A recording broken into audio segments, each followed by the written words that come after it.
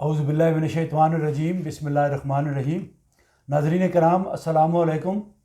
मैं मिर्ज़ा सदाकत Ali advocate supreme court आपसे मुखातिब हूँ और मैं अपने यूट्यूब चैनल सदाकत एट लॉ की जानिब से आपको खुशामदीद कहता हूँ। आज हमारे लिए खुशी की बात है कि हमारे आज के लेक्चर में और हमारी आज की डिस्कशन में थोड़ा सा हमने इसको डिफरेंट रंग दिया है और हमने स्पेशल इनविटेशन पे Rawalpindi high court bar association के प्रेसिडेंट जनाब तलब महमूद जैदी साहब, जो advocate supreme court of Pakistan है और एक अच्छे खासे एक्टिव लॉयर हैं और एक्सपीरियंस लॉयर हैं, ये हमारे सब्जेक्ट पर आज डायलेट अपॉन करेंगे और हमारे सवालों के जवाब देंगे। मुझे तो आप रोज़ सुनते हैं, आज इनसे सुनेंगे कि ये हमारे सब्जेक्ट जो है उस पर क्या अपना एक्सपीरियंस की रोशनी में बात करते हैं। तो आप आज ये सुने कि हमारा जो आज का सब्जेक्ट है वो है harassment of citizens by police और एजेंसीज। तो ये जो सब्जेक्ट है, ये काफ़ी लोग इस पे हमें कह रहे थे कि आप इस पे वीडियो बनाएं और लोगों को आगाही हासिल हो कि ये सब्जेक्ट जो है इसकी रेमेडी क्या है, कौन सा कानून हरकत में आता है, और अगर कोई किसी को पुलिस वाले नाजायज़ या गैर कानूनी तौर पर हरासमेंट कर रहे हों, दबाव डाल रहे हों या कोई गैर कानूनी काम कर रहे हों तो हमारे पास क्या रेमेडी है। तो पहले तारफ़ कराते हैं अपना जैदी साहब। जैदी साहब, हमारे सामीन को बताइएगा अपना। बिस्मिल्लाहिर्रहमानिर्रहीम। मैं बहुत मशकूर हूँ सदाकत साहब, आपने मिर्ज़ा साहब आपने मुझे यहाँ दावत दी। ये मेरे लिए एज़ाज़ की बात है और मैं इस बात को अप्रिशिएट करता हूँ।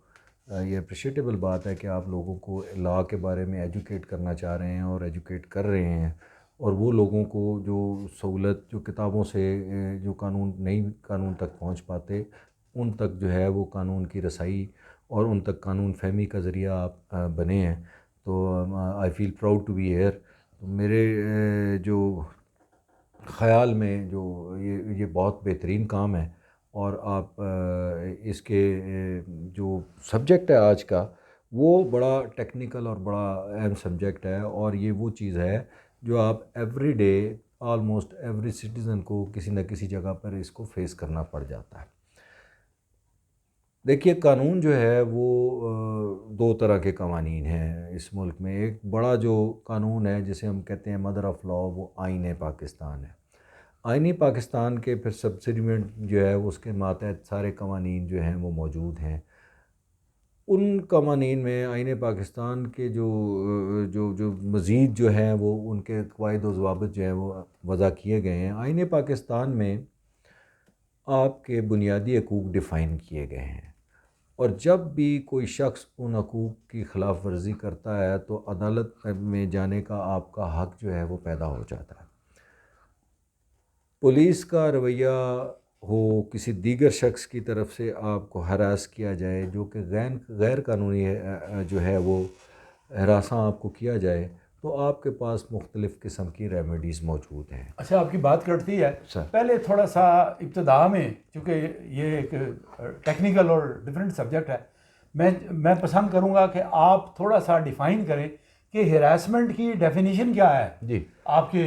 मैं वो अर्ज़ कर रहा था कि जो आपके वो बात जो आप कानूनी तौर पर करने के पाबंद ना हो और वो उसकी करने के लिए आपको कोई शख्स मजबूर करे, तो वो हरासमेंट के ज़ुमरे में आता है। अब उस हरासमेंट का कई मराइल हैं। जैसे कोई शख्स अपनी बात मनवाने के लिए आपको कहीं पर आपकी मूवमेंट को कंटेल कर लेता है, आपका राइट ऑफ मूवमेंट कंटेल कर लेता है, आपको कहीं बंद कर देता है, जैसे पुलिस ही आपको इल्लीगल कस्टडी में ले लेती है, तो फिर उसको ख़त्म कराने के लिए और उसका तदारक करने के लिए कानून में बड़ी स्पीडी रेमेडी मौजूद है, जो आर्टिकल 199 में एबीएस कार्पस की सूरत में है। इसके अलावा 491 के तहत इलाका के जो ज़िला के जो सेशन जज हैं या एडिशनल सेशन जजेज़ हैं उन्हें इख्तियार हासिल है। इसके अलावा जो इलाका मजिस्ट्रेट है उसे दफ़ा 100 के वारंट गिरफ़्तारी वारंट सर्च वारंट इशू करने का इख्तियार हासिल है, इस जो है इस गैर कानूनी हिरासत को ख़त्म करने के लिए।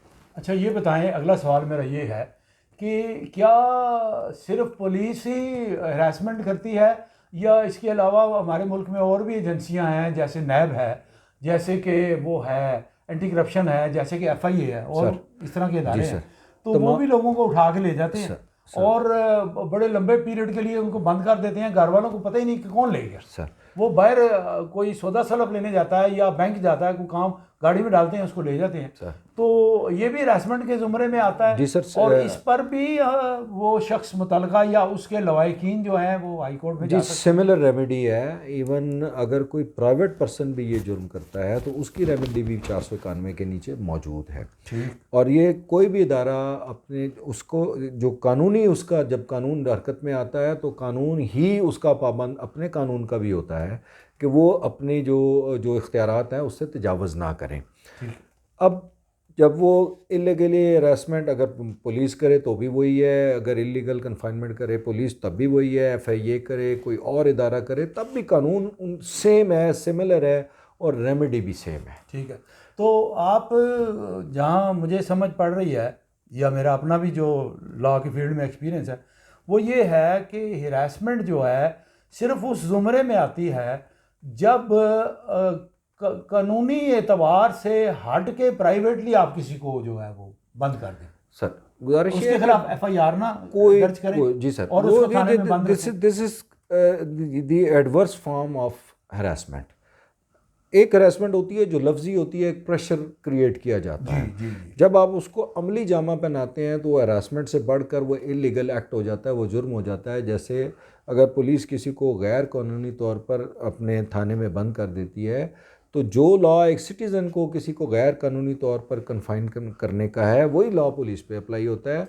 और अगर मुद्दई और जिसके साथ ये विक्टिम के साथ ये हुआ है वो अपनी बात पर कायम रहे, उनके खिलाफ दरख्वास्त दे तो उनके खिलाफ भी वही FIR दर्ज होगी जो आम सिटीज़न के खिलाफ हो। दुरुस्त। लेकिन अब इसके प्रोसेस को समझने की ज़रूरत है क्योंकि हम आम शहरी को इसके प्रोसेस का इल्म नहीं है जी, इसलिए नॉर्मली वो इस रेमेडी को अवेल ही नहीं करता। आप बताएं ना हमारे नाज़रीन को बताएं सर इसमें वो क्या करें ऐसी सूरत में। अगर आप हाई कोर्ट जाएं तो भी आप ये रेमेडी अवेल करने के लिए आपके पास रास्ता मौजूद है। आप पटिशन करेंगे, उस पर हाई कोर्ट जो है वो बैलफ मुकर्रर करेगी, बैलफ मुतलका जगह पर जाएगा जहाँ पर कन्फाइनमेंट है और वो सारा रिकॉर्ड चेक करेगा, अरेस्ट लीगल है या इलीगल है, और ख़ास तौर पर रोज़नामचा कब्ज़े में लेगा और रोज़नामचे को देखेगा कि इसमें इनकी गिरफ़्तारी दर्ज है या दर्ज नहीं है।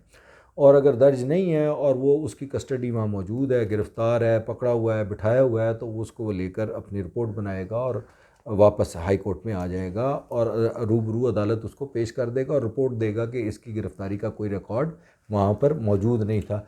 ऐसी सूरत में हाई कोर्ट उस डेटिन्यू को, उस मगवी को फ़ौरन रिहा कर देगी और अगर उसको ये हक़ हासिल होगा कि वो फिर इन लोगों के ख़िलाफ़ जिसने भी खा वो लीगल इदारे थे या कोई और था या पुलिस थी, तो उनके ख़िलाफ़ वो पूरी ज़ाब्ता बाज़ाब्ता कार्रवाई FIR इंदराज उनके ख़िलाफ़ कराया जा सकता है, उसको हक़ हासिल है। यही रेमेडी सर 491 में एडिशनल सेशन जज या सेशन जज को है और यही रेमेडी फाइनली दफ़ा 100 के वारंट के इख्तियार है मैजिस्ट्रेट को इशू करने का, सर्च वारंट का इस सिलसिले में, तो वो ये रेमेडी अवेल कर सकते हैं। 491 की जो इख्तियारात हैं और ये जो इलीगल कस्टडी है ये हमारे फैमिली मामलात में भी अब बहुत इस्तेमाल हो रहा है। जैसे बाप ज़बरदस्ती अपने बच्चे को ले जाता है माँ की कस्टडी से या वो कोई और ले जाता है तो भी हमारे पास उसका स्पीडी तदारक तो यही है जो remedy guardian and ward act में मौजूद है। लेकिन अगर उसकी जो है वो कस्टडी जो है वो इर्रेगुलर है, स्नैच की गई है, तो फिर ऐसी सूरत में ये 491 के इख्तियारात जो है वो। अच्छा ये बता दें थोड़ा सा हमारे नाज़रीन को ये भी बता दें कि लोगों के बड़े सवालात होते हैं, वो सवालात की वजाहत चाहते हैं क्योंकि वो लॉयर नहीं होते ना सर, कानून उनको नहीं पता होता। तो ये जो बाप बच्चे को ले जाता है तो इसमें तो मेरा ख्याल है बच्चा जो है वो माइनर ही हो तो उसकी कस्टडी कर सकती है और बालक 18 साल से ऊपर वाला तो उसके लिए तो नहीं हो सकता। सर मैं ये समझता हूँ कि अगर क्वेश्चन ऑफ कस्टडी है तो ये एक अलग सब्जेक्ट है। अब जब वो 18 साल क्रॉस कर जाता है तो वो माइनर नहीं रहता, लिहाजा कस्टडी के हद तक तो क्वेश्चन और है। लेकिन at the same time if he attains the age of 18 तो उसका फंडामेंटल राइट है कि वो अपनी आज़ाद मर्ज़ी से जहाँ चाहे जा सकता है। बिल्कुल दुरुस्त। तो बाप उसकी मर्ज़ी के ख़िलाफ़ उसकी कस्टडी भी उस नहीं रख सकता, उसकी मूवमेंट को कर्टेल नहीं अच्छा, कर ये बता दें इसके साथ, क्योंकि बहुत सारे सवालात एक सवाल के साथ जुड़े हुए होते हैं सर।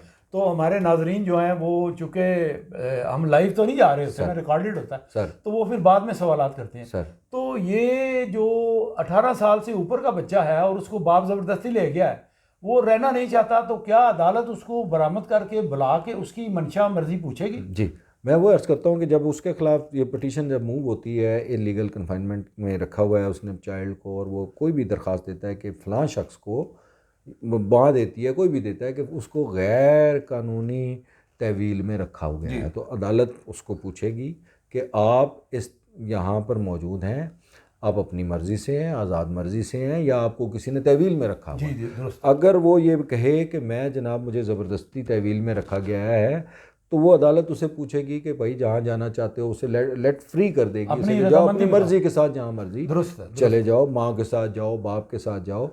अब कस्टडी जो है वो लीगल कस्टडी और इलीगल कस्टडी जो उस तरीके से अगर वार्ड की है तो वो गार्डियन एंड वार्ड में एक्ट में डिफाइन है और कोर्ट की है, और वो 18 ईयर्स तक है, लेकिन उसके बाद भी किसी की कस्टडी को ज़बरदस्ती कर्टेल नहीं किया जा सकता। माशाल्लाह, आपने बड़ी सही रहनुमाई की है।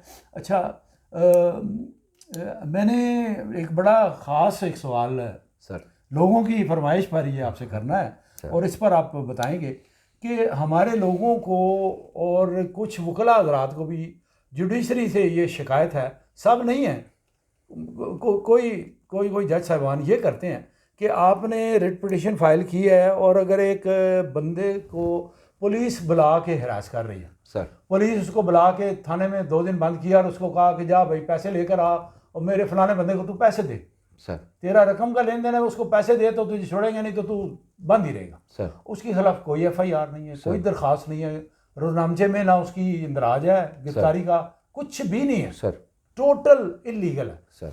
तो मुझे ये बात बताएं कि वो चला जाता है, अपना वकील एंगेज करता है, वो हाई कोर्ट में चला जाता है सर। और हाई कोर्ट के जज साहिबान, कई दफ़ा देखा है, मेरे अपने साथ हुआ है, वो ये है कि जज साहिबान जो हैं वो मुतलका SHO को तलब नहीं करते, उसको तलब करके उससे जवाब नहीं मांगते, उससे ये पूछते नहीं भाई तो तेरा क्या अख्तियार है, तूने इस बंदे को रखा, वो कर देते हैं this petition is come up for hearing और the respondent SHO is directed not to create harassment for the petitioner and the petition is disposed of.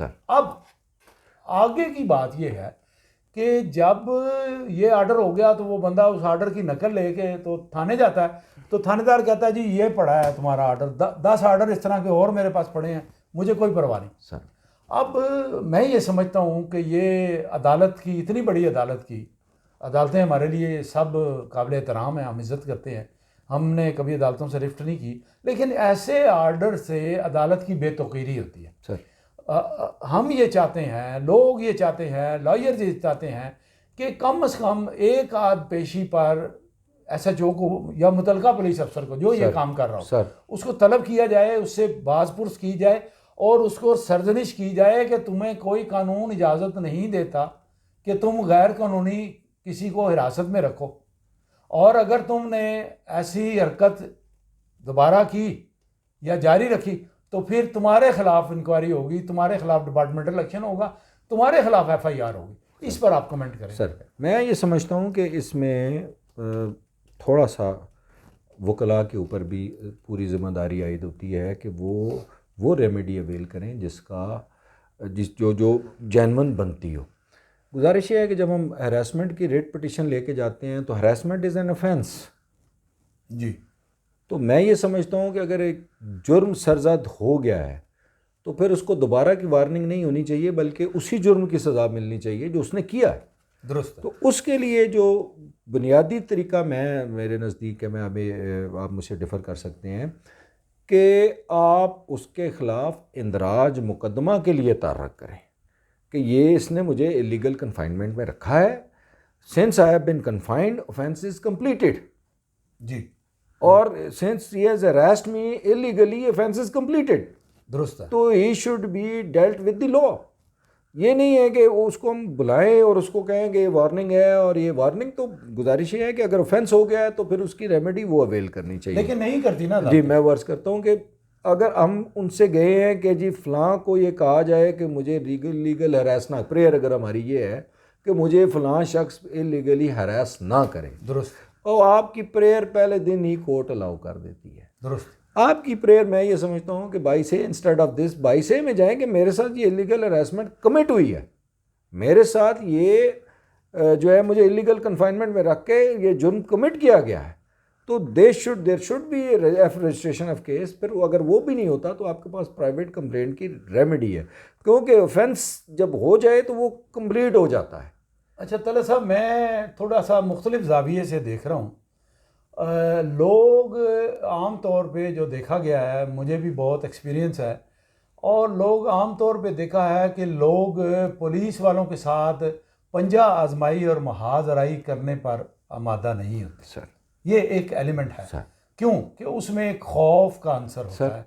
वो खौफ ये होता है कि ये बाख्तियार हैं, सर ये हमारे इलाके के SHO हैं, इनके सर। पास बहुत अख्तियार है, मुझे एक नहीं तो किसी और चीज़ में पकड़ लेंगे। सर ऐसे ही है। तो चूँकि article 199 of constitution of Pakistan 1973 के तहत हाई कोर्ट को मैं समझता हूँ वास्ट इख्तियारात हैं, और उसमें हाई कोर्ट को ये चाहिए कि वो अपने इख्तियारात इस्तेमाल करते हुए एक दो तारीखें डालने से कोई haven will not fall on earth, ठीक, ये बात वो बुला के उसकी सरजनिश अगर कर दें जी ठीक तो है। मैं समझता हूँ हाई कोर्ट का इतना ज़्यादा इम्पैक्ट है। सर ऐसे ही है। हाई कोर्ट का पुलिस का खौफ लोगों पर है, और हाई कोर्ट का सुप्रीम कोर्ट का खौफ पुलिस वालों पर जी है दुरुस्त है कि तो आपको नतायज भुगतने पड़ेंगे अगर आपने ये किया। सर जाओ बंदे को रिलीज करो, और ये गैर कानूनी हरकत जो तुमने की है सर इसको ख़त्म करो। सर रिलीज़ तो मैं ये अर्ज़ करता हूँ ना कि रिलीज़ तो उसने 491 के नीचे हो जाना है जी, और अदालत ने उसको रिलीज़ करना है अगर उसकी डिटेंशन इलीगल है, अगर कोई लीगल उसके खिलाफ प्रोसीजर नहीं है। लेकिन मैं ये अर्ज़ करता हूँ कि instead of warning there must be order of registration of case, क्योंकि ऑफेंस तो रिकॉर्ड के ऊपर आ गया ना सर। तो मेरा सिर्फ जो डिफरेंस आपसे है विद ड्यू रिस्पेक्ट कि वो जो प्रेयर क्लास है वो इस तरह तक भी होनी चाहिए। जी सर, तो मैं अर्ज़ करता हूँ प्रैक्टिस यही है। अब सर एक और बात है कि पुलिस का खौफ इसलिए भी है, ये देखिए मैं अर्ज़ करता हूँ कि ये जुडिशल सिस्टम के 3 हिस्से हैं। एक हिस्सा है कि वो जो है वो आपकी प्रोसिक्यूशन ब्रांच है जी, एक आपकी पुलिस है, और दूसरी जो है वो कोर्ट है जी। अब सर ये जो पुलिस है इसने बुनियादी इंसाफ इसने मुहैया, पहला इंसाफ इसने मुहैया करना होता है कि दुरुस्त मुकदमा दर्ज करे, सही मुजरिम को पकड़े, बेगुनाह को ना पकड़े, आम आदमी को तंग ना करे, अपना काम दुरुस्त तरीके से करे और ठीक चालान बना कर जो मुजरिम हो उसका केस फिक्स करे। FIR झूठी है तो उसको खारिज कर दे, गवाह झूठे हैं तो उनको डिसबिलीव कर दे। सारा काम अस खुद तरीके से ये मैकेनिज़्म करता है, तो फिर ये जाके प्रोसिक्यूशन ब्रांच के पास जाता है और फिर ये फिल्ट्रेशन प्लांट से एक वकूआ गुजर के अदालत की नज़र तक पहुंचता है। दुरुस्त है। जब ये जो इसके अलावा एक स्टेज होती है वो मैजिस्ट्रेट की होती है, जो मैजिस्ट्रेट इस सारे रिकॉर्ड को एग्जामिन करता है कि यार ये केस जेन्युइन है, इसमें एविडेंस है नहीं है, मैं इसको कोर्ट की तरफ क्यों फॉरवर्ड करूं अगर इसमें सफिशिएंट मटेरियल नहीं है, और वो वहाँ पे उसको ड्रॉप करके तो ऑर्डर कर सकता है इन पुलिस ऑफिसर्स के खिलाफ कि ये तुमने गलत केस क्यों बनाया। तो वो सारे मैकेनिज़्म से गुजर कर ये केस जो है वो जाना चाहिए अदालत तक, ताकि काफ़ी फिल्ट्रेशन हो चुकी होती है। दुरुस्त है, दुरुस्त है। अब ये जो पोर्शन है हमारे पुलिस का, इसने अपना काम जो है वो दुरुस्त नहीं कर रहा, और ये जो है वो सारे का सारा फ्लड जो है वो कोर्ट में जा रहा है। तो फिर कोर्ट के लिए जो है वो बहुत मुश्किल होती है कि झूठ सच का जो है आंसर फिर कोर्ट को अलहदा करना पड़ता है एट इट्स ओन।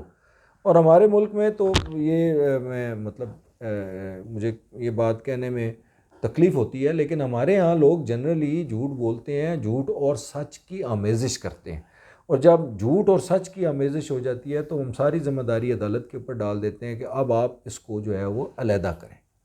अदालत के किसी मकाम पर दुरुस्त होती है, किसी मकाम पे फिर उनसे गलती सरजद हो जाती है क्योंकि हमने भी सच में झूठ की मिलावट की होती है। दुरुस्त।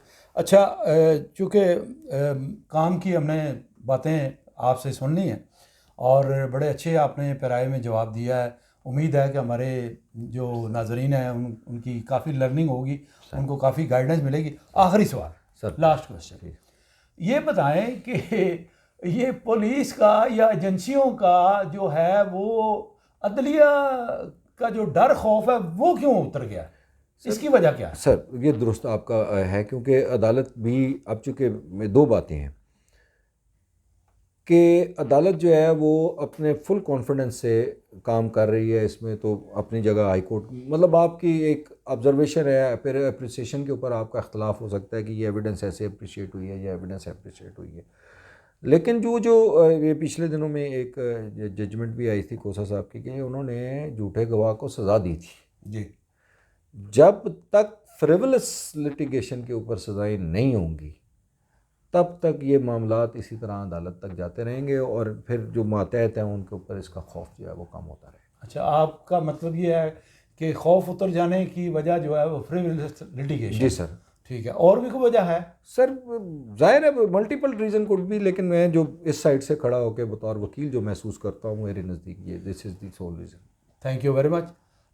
नाजरीन, आपने president high court bar association Rawalpindi bench जनाब तलत महमूद जैदी साहब की गुफ्तगू सुनी, और जो हमने अवाम के इसरार पर जो सवालात तैयार किए थे वो हमने उनसे पूछे। उम्मीद है कि आपकी नॉलेज में इजाफ़ा हुआ होगा, और अगर आपकी कोई क्वेरीज़ हों तो मैं नंबर बताता हूँ। इस नंबर पर जो है आप सैटरडे और संडे की शाम 7 बजे से रात 9 बजे तक, हफ्ते में सिर्फ 2 दिन, क्योंकि मेरी भी मसरूफियत प्रोफेशनली बड़ी ज़्यादा होती है, तो मैं आपको फ्री कंसल्टेशन टोटल पूरी आपकी बात सुनूंगा। एक दफ़ा पूछें, 2 दफ़ा पूछें, अगले हफ्ते पूछ लें, मैं करूँगा। नंबर नोट कर लें, 0336 734 424, 0336 734 6424।